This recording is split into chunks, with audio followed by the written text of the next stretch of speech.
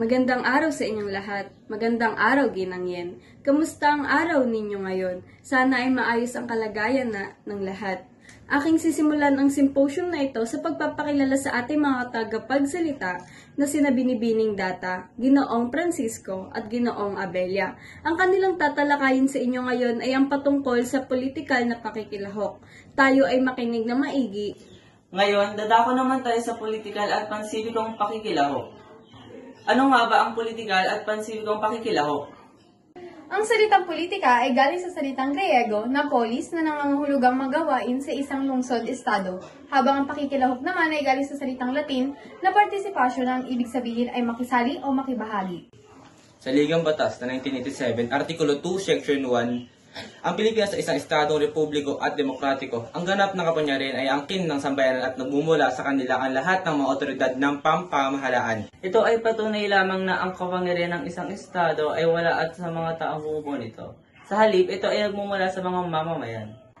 Bilang mga mamamayan ng bansang Pilipinas ay may karapatan tayong makialam sa iba't ibang kaganapan at makilahok sa mga gawain na may napakalaking epekto sa ating lipunan. Sa isang demokratikong bansa, may dalawang uri ng pakikilahok na maaari nating pakisaman. Una, ay tinatawag nilang tuwiran na kung saan ang pakikilahok ng mga mamamayan ay may direktang na ipaparating ang kanilang mga ninanais sa mga asembleya. Ang halimbawa ng tuwirang pakikilahok ay pagpunta sa mga asembleya. Ano nga ba ang asembleya? Ang asembleya ay pagsama-sama o pagpupulong ng mga grupo na binubuo ng individual o grupo ng mga tao.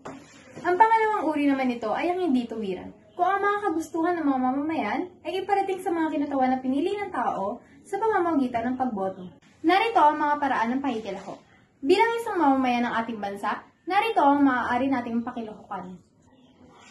Una ay ang malayang pamamahayag at mapayapang pagtitipon. Ang karapatan sa pamamahayag ay nakapaloob sa ating saligang batas ng 1987 sa Artikulo 3 ng Katipunan ng mga Karapatan. Ang karapatang ito ay hindi lamang para sa mga mamamahayag, pero ito ay isang karapatan na tinatamasa ng lahat ng mga mamamayan. Nakasaad sa ating saligang batas na ang mga mamamayan ay may karapatan na ipahayag ang kanilang mga saloobin at damdamin sa pamamagitan ng malayang pagpapahayag o pagsasalita. Napakahalaga rin ang tungkulin ng media sa pagpublikong pamamahala. Narito ang ilan sa mga ito. Una, magpaalam. Tungkulin ng media na ipahayag sa madla ang mga nararamdaman, nakikita at naiisip ng mga tao. Bilang mamamahayag, tungkulin nilang maghatid ng katotohanan sa publiko. Sa pagpapahayag ng balita ay kinakailangang balanse, hindi dapat magkaroon ng bias o pagpabor sa isang panig lamang. Kinakailangan ng media na ipaalam sa mga mamamayan ang mga kaganapan at magsilbi bilang tagabantay ng mga gawain ng pamahalaan. Nang sa ganon ay maiwasan ang mga pang-aakuso, mapuhusay ang pananagutan at magkaroon ng transparency sa mga usaping pang-pinansyal. Ang huli ay ang impluwensya. Tungkulin ng media na magbigay ng sapat na impormasyon sa mamamayan upang sila ay makabuo ng sariling opinyon tungkol sa iba't ibang isyu na kinaharap ng ating lipunan. Tungkulin din ng media na maging daan upang ipayag ng mga tao ang kanilang saloobin, lalo na ang mga mahihirap. Isa din sa paraan ng politikal na pakilahok ng mga mamamayang Pilipino ang pagsali sa mapayapang pagtitipon. Bilang mamayan ng isang demokratikong bansa, karapatan nating magsagawa ng asembleya kung saan ay parating natin sa pamahalaan ang ating mga hinaing. Ang mamamayan ay dapat aktibo makisangkot sa diskurso sa pamamahala upang bigyang katugunan ang mga hamong panlipunan. Ang kamalayang ito magtutulak sa mamamayan na aktibong makilahok sa mga hakbanging magbibigay katugunan sa maraming isyong panlipunan. Sa pamamagitan ng pagboto ay nakakapili ang mga mamamayan ng mga opisyal ng pamahalaan na sa tingin nila ay makakapagsilbi ng maayos. Ang pagboto. Bilang mamamayan ng ating bansa, tungkulin natin makibahagi sa pamamahala, magiging man ay tuwiran o sa pamamagitan ng pagpili ng ating kinatawan. Dahil umiiral ang demokrasya sa ating bansa, laging nangingibabaw sa kagustuhan ng mga nakakarami, lalong-lalo na sa pagpili kung sino ang mamumuno. Nakapaloob sa saligang batas ng 1987 ang karapatan sa paghalal at mahihalal sa isang posisyon. Ang karapatan sa pagboto ay nangangahulugan ng pakikilahok ng mga mamamayan sa pamamalakad ng ating bansa. Ngayon ay talakayin natin ang iba't ibang uri ng pagboto. Una, eleksyon. Ay isang formal na proseso ng pagpili ng mga mamamayan ng mga opisyal na sa tingin nila ay may kakayahan na mamuno at mapagkakatiwalaan nila. Halimbawa nito, ang pagkapanalo ni Pangulong Marcos sa halalan ng taong June 30, 2022. Nagkaroon ng eleksyon at nagwagi si Pangulong Marcos laban kay Leni Robredo. Ang pakalawa ay ang plebisito, ay ang paraan ng pagboto ng mga mamamayan sa bansa o sa isang distrito ng kanilang pagsang-ayon o pagtutulo sa isang panukala. Halimbawa nito ay ang pagbabago o pagre-revisa ng saligang batas. Pangatlo ay ang recall, ay paraan ng pagboto kung saan isang nanalong kandidato sa isang eleksyon ay matatanggal sa kanyang pwesto.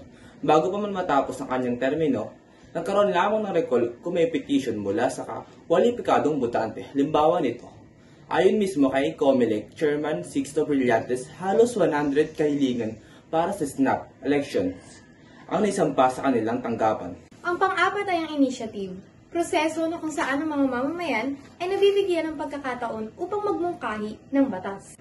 Ang huli ay ang referendum, pagboto ng tao laban o pabor sa isang panlipunang issue. Ang referendum ay isang sama-samang pag-uusap ng taong bayan at tumatakbong halalan kung karapat-dapat ba siyang iboto ng taong bayan. Sino-sino nga ba ang maaaring bumoto? Una, mamamayan ng Pilipinas. Pangalawa, may edad na 18 gulang sa araw ng eleksyon. At ikatlo, residente ng Pilipinas sa loob ng 1 taon. At panghuli, residente sa lugar na pinili niyang bumoto sa loob ng 6 na buwan sa petsang itinakda ng paglaraos ng eleksyon. Dahil ang pagboto ay isang karapatan, isang prelihiyo, meron ding mga individual na hindi maaaring bumoto. Kahit nasa kanya pa ang mga kwalifikasyon. Sino naman ang hindi maaaring bumoto? Una, mga taong napatawad ng pinal at sentensya na may kagibat na pagkakulong na hindi bababa sa 1 taon. At hindi nakapagpalooban ng pardon na babilang sa programang Pangulo na mapagpapabaliwala sa desisyon ng korte. Ikalawa, kung siya ay napatawad ng pinal na kaparusahan ng isang korte o tribunal sa pagsasagawa ng anumang krimen na may kaugnayan sa pagkataksil sa pamahalaan tulad ng rebellion, sedisyon, paglabag sa anti-subversion at firearms law o anumang krimeng may kinalaman sa pagbabanta sa seguridad ng bansa. At ang huli, kung napatunayan siya ay walang katinuan sa pag-iisip sa pamagitan ng mga pamamaraang sinagawa ng mga eksperto sa kaugnay na larangan. Ngayon ay dadako naman tayo sa ikalawang uri ng pakikilaho, pagsali at pagsuporta sa mga organisasyong pampolitika. May dalawang nakapaloob sa pagsali at pagsuporta sa mga organisasyong pampolitika. Una ay ang partido politikal. Ang partido politikal ay mga samahang pampolitikal na nagnanais mapanatili ang kanilang kapangyarihan sa pamahalaan. Sila ay may mahalagang ginagampanan at tungkulin sa pamahalaan. Layunin nito na pagsamahin at pag-isa-isahin ng mga tao nang sa gayon ay makamit nila ang kapangyarihan sa pamamahala. Para mapanatili ang katayuan bilang isang rehistradong partido politikal, kinakailangan na makakuha sila ng 10% ng boto kung saan hinirang at sinusuportahan ng isang kandidato o mga kandidato sa isang halalan. Narito naman ang mga katangian ng partido politikal. Una, na itatag ang mga partido politikal upang kontrolin ang kapangyarihan sa pamahalaan. Ikalawa, nabubuo dahil sa magkatulad ng ideolohiya ng mga kasapi nito. Ikatlo, may formal na istruktura at may kasabang sumusuporta rito. At panghuli, pag malapit na ang halalan, dumarami ang mga kasamahan nito at kakaunti na lang ang pagkatapos nito. At parito naman ang ilan sa mga partido politikal. Sa ating bansa, may iba't ibang sektor na hindi gaanong binibigyan ng pansin o ang mga marginalized sector, kaya kinakailangan nila ng kakatawan sa kanila sa Kongreso. Nang sa gayon, ang mga hinaing nila ay madinig at nabigyan ng aksyon. Kilala ito sa tawag sa mga pansektor na kinatawan o ang mga party list. Paano nga ba magkakaroon ng pwesto ang mga party list sa Kongreso? Noong taong 1995, naipasa ang RA 7941 o ang party list system kung saan pinahihintulutan silang makilahok ang mga organisadong grupo sa pambansang politika.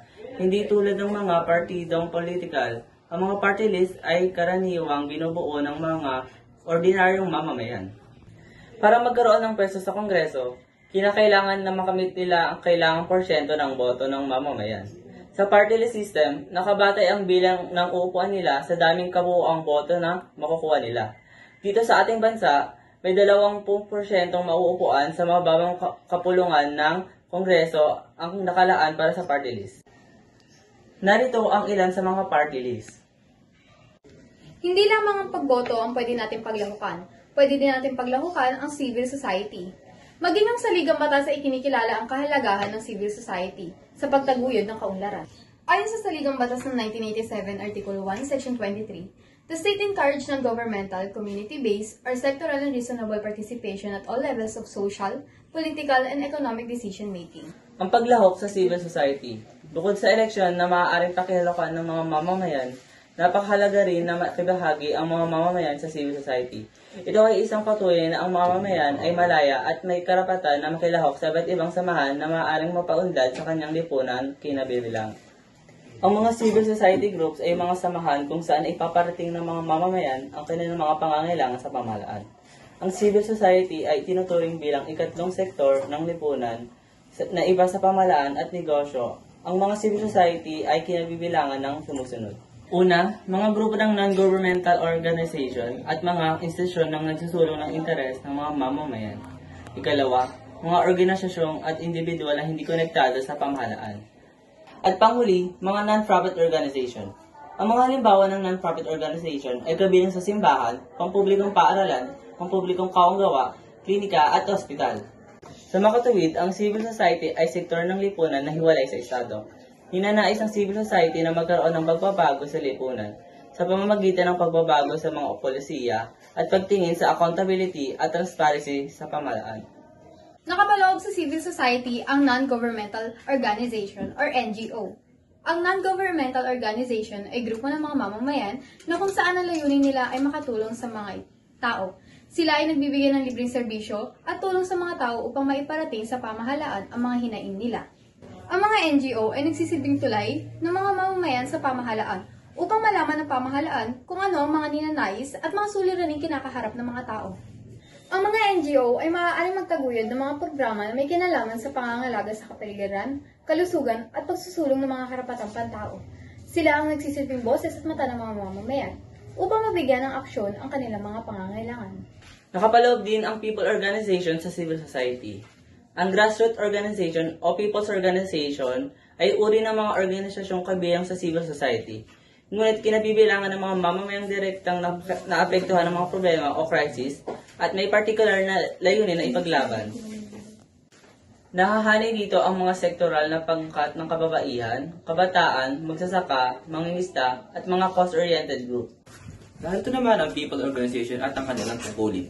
Una, traditional organization or TANGOS. Mga organisasyong na tumutulong sa mga mahirap na pamilya at individual sa pamamagitan ng kanilang pagkakawang-gawa. Pangalawa, funding agency NGOs or FUDANGOS. Mga organisasyon na nagdalayan na magbigay ng tulong na pinansyal sa mga gawaing pangkabuhayan. Ikatlo, ang Development Justice and Advocacy NGOs or DJAGOs. Mga organisasyon na nagbibigay serbisyong legal at medikal sa mga komunidad. Ikaapat, Professional Academic and Civic Organization or PACOs. Mga organisasyon ng mga profesional at mga edukasyonal na institusyon. Ang ikalima, Government-Run and Initiated People Organization or GRIPO. Organisasyon na nabuo sa pamamagitan ng pamahalaan. At ang panghuli, Genuine Autonomous POs or GAPO. Mga POs na tinayo mula sa inisyatibo ng mamamayan at hindi ng pamahalaan. Bakit mahalaga ang sumali sa samahan? Napakahalaga na sumali sa mga ganitong samahan dahil dito natin napapatunay na mayroong demokrasya sa ating bansa. Sa pamamagitan ng mga NGOs at POs, nakakatulong ang mga mamamayan sa pagpapaunlad ng ating bansa at aktibo silang nakikilahok sa mga gawaing panlipunan na may malaking epekto sa kanilang mga pamumuhay. Sa pamamagitan ng mga NGOs at POs, natutugunan ang mga suliranin at pangangailangan ng mamamayan na hindi minsan nabibigyan pansin at natutugunan ng pamahalaan.